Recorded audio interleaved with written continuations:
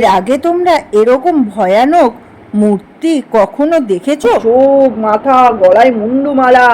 এই দেবী হলেন চামুন্ডা, কৌশিকী মায়ের অবতার। তো গল্পটা শুনো। অসুর রাজ্যের দুই সেনাপতি ছিল, এক চামুন্ড এক মুন্ড। দুজনা এত অতিষ্ঠ করে দিয়েছিল, দেবতারা চলেই যাচ্ছিল।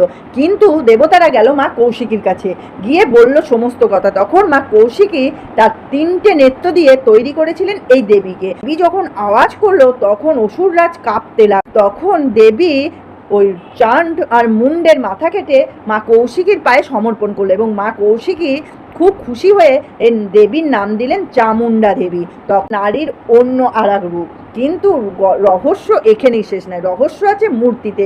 এই যে মূর্তিটা দেখছো, এই মূর্তিটি একটি শিলা পাথরেই তৈরি, যেটা শিরা উপশিরা এমনকি চোখ, যেটা একদৃষ্টে তাকিয়ে থাকলে মনে হবে বেরিয়ে চলে আসছে। আর গলায় মুন্ডমালা, শিরা উপশিরা একটা একটা, কি আজকালকার আধুনিক মেশিনকেও ফেল করে দিবে এই মূর্তিটা। এই মূর্তিটা এখনো উড়িষ্যার মিউজিয়ামে রাখা।